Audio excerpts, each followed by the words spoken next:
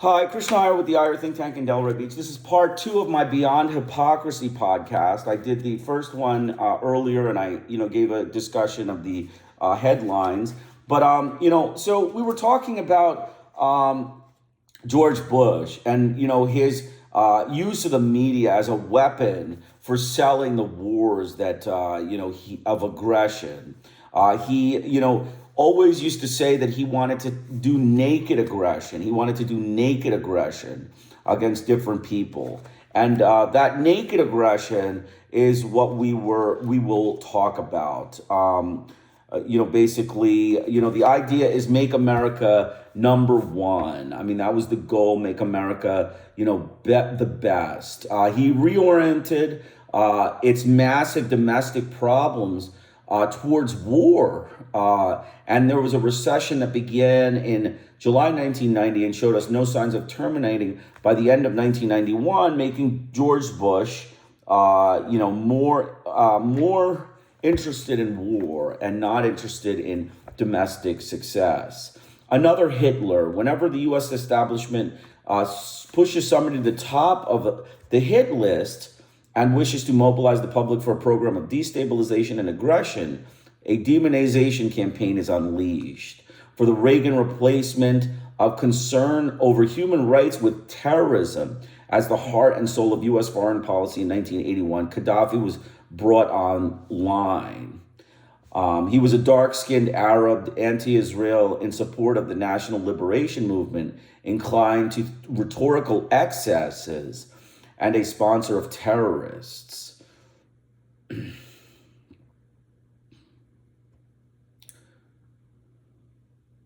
He was considered evil by the Reagan administration. He was a symbol of evil by Israel and the Reagan administration.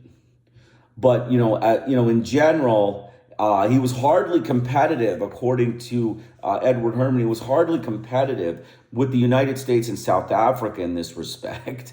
Who is evil is really dependent on who assesses. Okay, the U.S. will never assess themselves as evil, but 90% of world polity will assess the United States as evil, and that's an important fact. Cambodia's Pol Pot, who was another Hitler, was worse than Hitler in many ways, allegedly. From 1975 to 1980, the U.S. establishment was first trying to overcome the Vietnam syndrome, suddenly became a shadowy figure who, when the United States quietly began supporting him and the Khmer Rouge after their ouster in Vietnam in 1979. But the Free Press furiously assailed him as a mass murderer a few years back, always accommodating. Manuel Noriega, who is, the Panama drug cartel, was a CIA agent and used by the U.S. leadership for years. The media, basically supported it.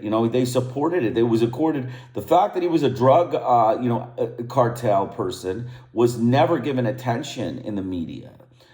He began to drag his feet in supporting the Contras against Nicaragua, and then he became Washington's enemy. He basically, his involvement with the drug trade had diminished over the years. In 1985, he suddenly became a very bad man, the kind that the United States can't abide. And the government Free Press propaganda mill got us ready for his ouster. So again, a propaganda show, like when the U.S. government all of a sudden, decides we want to take out a leader, they just, fuel the propaganda, just the slime and the libel and the nonsense and the double speak, double talk. Basically the bullshit. They just put it all over the media and then they act on it. And that's unfortunately the way this, this media press system, it's called the American media and establishment enterprise. It's kind of an enterprise of, criminal liars. I mean, that's what we'd like to, we just want to say it's honesty. Honestly, that's what, we are finding in our assessments. Saddam Hussein fits Noriega. He's a brutal dictator. handsome and toughly elegant. He was, extolled by the New York Times as, a more cooperative and pragmatic line and personally strong, because his policies between 1975 and 79 were in, concert with U.S. interests. In the 1980s, he was quietly supported and supplied with millions of dollars of arms from the West as he was, aggressing against Iran, right? But then Western support didn't flag when evidence surfaced that Hussein was using even chemical weapons against the Kurds at home. And in the war against Iran, the New York Times even commended the United States and Soviet Union for jointly supporting Hussein in this war against Iran, regarding this evidence as collective action is more important than the fact that it contributed to a major bloodbath and millions of people dead. The United States provided vast quantities of grain and billions of dollars of loans to Saddam Hussein's government from 1983 to 1990.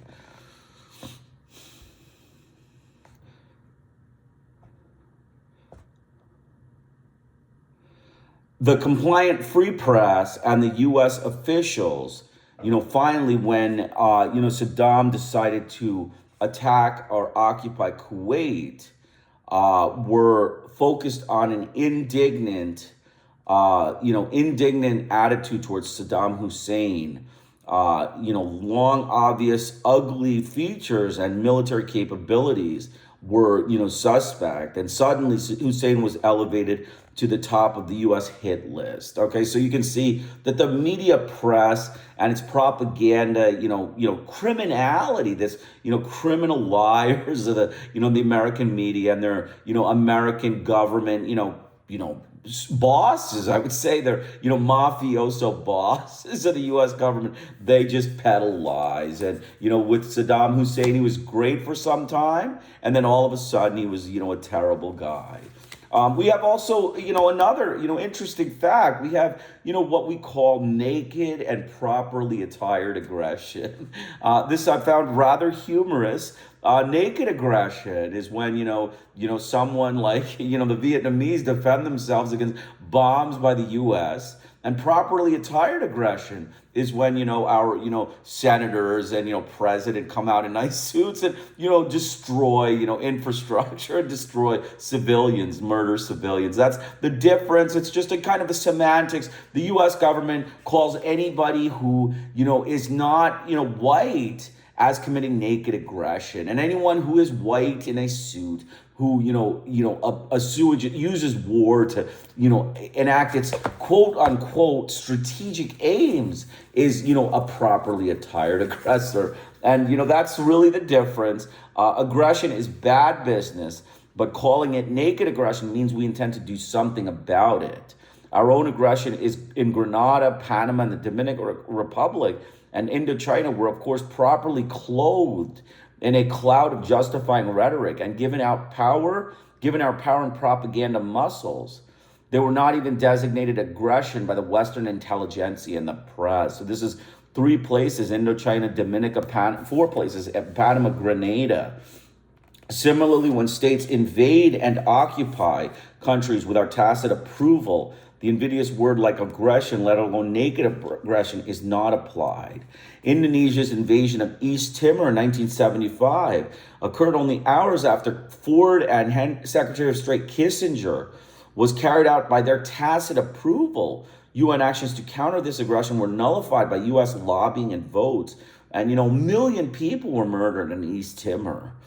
So, it was excellent, properly attired aggression is what we can say the East Timor genocide was. Israel invasions of Lebanon in 1982 was also not naked aggression. It was another Operation Just Cause by rule of affiliation, and it was properly attired aggression. South Africa's capture of occupation in Namibia was condemned by the UN Security Council, General Assembly, and the International Court between 1968 and 71. South Africa simply ignored their orders to leave. They did not want to disturb the West's good relations with South Africa. The United States actively collaborated with it in supporting Savimbi and destroying Angola. The imposition of apartheid in Namibia, the accompanying seizure of assets and looting, and the general repression and killing were of no concern to the West.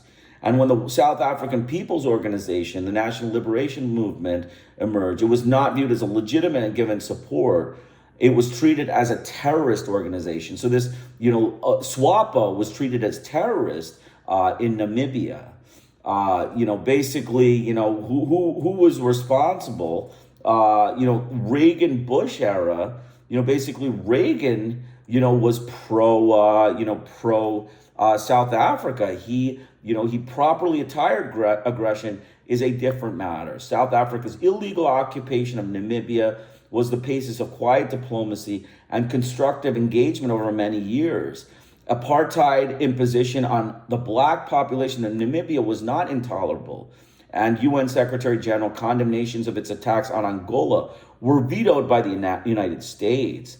Mrs. Thatcher, an Iron Lady eager to oppose Iraq's naked aggression by immediate force of arms, was the Mush Lady in response to South Africa's invasion, occupations, and extensive state terrorism, consistently opposed to even the mildest of sanctions. So the racist British chief, Margaret Thatcher, she was one racist lady. I can say that she was, definitely responsible for a lot of properly attired aggression and, complicity with the South African, mass murdering state. This is a racist republic of South Africa, a terrible, terrible group of people. Snow White and the 150 Dwarves, mainstream media were indignant that once again the United States was having trouble getting with the Allies, with the exception of the Iron Lady, to join enthusiastically burden sharing and support a military operation in Iraq. They owed us for past police services and protection against the long threat of Soviet attack, and they seemed unaware that we operate in the interest of the world community, not self-interest. Those who join us in our international crusades recognize these truths. The view that Bush engineered the war to serve his own and other parochial U.S. interests, and that the war was damaging to the welfare of countries like Germany and Japan, is not even suggested, let alone debated. That the countries other than our Gulf protectorates joined us either because of threats, bribery, or they tried to exercise some constraint over the world's foremost loose cannon is cynical canard. Goals in daily transition, the occupation of Kuwait, basically it was, the ability for the U.S. to reassert U.S. leadership, to firm up U.S. domination of the Gulf and control over oil revenues, all Gulf oil revenues, and to justify the imperial military deployment and budget imperiled by disappearance of the Soviet threat. It was also designed to help Bush recoup his personal political fortunes. The banking, oil, pro-Israel, and military-industrial complex constituencies could be mobilized to support this new thrust. But in my view, this was a presidential war par excellence, with the causes to be found in the parochial and self-serving calculations of Bush and his security coterie. The secondary effects of the major war in the Gulf, the large numbers of dead, starving, and made refugees, is still another part of the world ravaged by Western military force, and even the substantial cost to the United States were of little interest. The threat of friendly control to oil services, the real U.S. goals, were rarely mentioned or debated. Taking over the oil supply of Saddam Hussein was rarely mentioned or even debated. Naked aggression ranked high in the Gulf War. The U.S. committed naked aggression even though it was properly attired. Keep going. The mere gook rule, that's an important aspect. There's about 2 pages, attributed to the mere gook rule. And basically, the mere gook rule is simple. The cynical U.S. lawyers used the mere gook rule to justify Vietnamese civilian casualties. They were okay with U.S. contempt. They were in support of U.S. contempt for the poor yellow-skinned people we were allegedly saving. The racist element in that war of salvation added to another extremely important factor influencing U.S. policy. The Vietnamese were voiceless in the United States, and their pain and material and human losses were politically irrelevant and largely unreported here. The only politically relevant casualties were those of U.S. Military personnel. So, we said that, double speak, they were just gooks. They were mere gooks. So why do we have to worry? They die, they're civilians. They died. And we went through this before. They tried to reduce U.S. casualties. Basically they tried to reduce U.S. casualties. And they were mere gooks. Basically, they didn't have to spend a dime to help the Indo-Chinese people societies. And they allowed napalm, fragmentation bombs, B-52 raids, and Rome plowers devastated and shattered the land. U.S. establishment, when it mentions Vietnam, focuses on unaccounted U.S. casualties, not on the millions of mere gooks the U.S. government killed, injured, and beggared in our capital-intensive war of aggression. So that was another thing. Grenada, Panama's invasion was a notable success. The Grenada mold, the brief embarrassment at not capturing Noriega in the first assault, but he eventually surfaced and was brought to trial. The press once again served the state with enthusiasm, swallowing the shifting rationale and downplaying the brazen illegalities of Mr. Bush's invasion of Panama. It was, blatantly an illegal act of aggression by the United States against the Panamanian, sovereign state. 202 civilians were killed in Panama in their, campaign in, invasion. Military casualties, ignored evidence of Pentagon destruction of medical records and cover-ups of mass killings and mass graves by the U.S. government in Panama.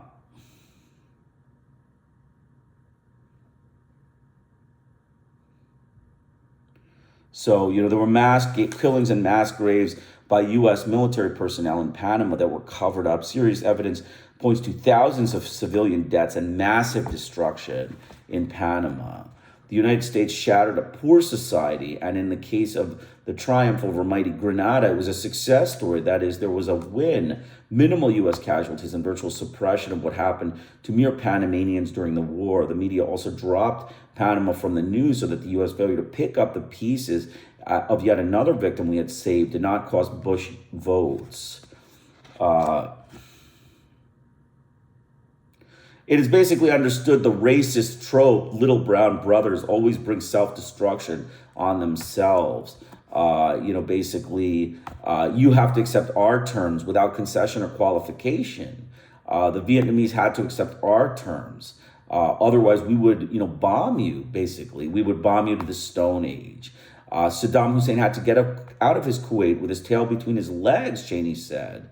The kinder, gentler American has never been visible to foreigners who stand in our way. So super lies, super lies is basically another thing. President Lyndon Johnson, Secretary Rusk, Vietnam should leave their neighbors alone. He tried to, say that he wanted to, come to an agreement with the Vietnamese. He didn't want to. He lied about that. That was all propaganda. Similarly, Reagan and Schultz tried to come to an agreement with the Sandinistas. That was a ploy. It was all lies. He peddled lies, and the media bought it, 100%. The media was all behind it. New York Times, was all behind it. The problem of peace lies now not in Washington, but in Hanoi, in Vietnam. Similarly, George Bush fended off, diplomatic efforts in the Middle East crisis. He peddled lies to the media, nuclear weapons, this, that. Saddam Hussein is a war criminal. Diplomatic options were exhausted. Bush never tried diplomatic options. This is George Bush #1. He never tried diplomacy, and he lied. He peddled lies. The big lie was not contested in the U.S. media. Now that diplomacy has failed, and a war has to come. This was 1965, big lie. about the Vietnam War. Thomas Friedman, I'm sorry, this was in '91. Thomas Friedman wrote, paralleling James Reston's performance in 1965 regarding the Vietnam War. We tried diplomacy, but it didn't work. It was all lies. The Allies basically assisted. The United States organized the Allies using extensive arm-twisting, bribery, threats, and misrepresentation of U.S. goals. With only Great Britain gung-ho in support, it pushed the earliest possible use of force to members of this coalition. This was the UN coalition in Iraq. It was all lies. It was peddled as lies, and they bought it, and they twisted arms and stuff, and nobody said anything. The United States during the Vietnam War also mobilized allies like Australia, Thailand, and Korea, which were essentially mercenary forces, using threats and generous revenue sharing with the kinder, gentler United States always finds resources for. It was a war too fought by allies. The murderous Korean War, in which the United States almost completely leveled North Korea and Central Korea with the systematic bombing of systematic bombing of dikes and destruction of food and water supplies, and the massive napalm splashed, was under UN cover. Was under UN cover. And basically Winston Churchill's phrase was, napalm was splashed on people, houses, and coming close to precipitating a war with China and using nuclear weapons. The United States, fought the war. There's 3 sections. I'm going to, continue this later. I've already done 2. I will put the links in the discussion section. Hope you enjoyed it. I'll be back in, maybe half an hour. Krishna Iyer with the Iyer Think Tank in Delray Beach. Have a great day.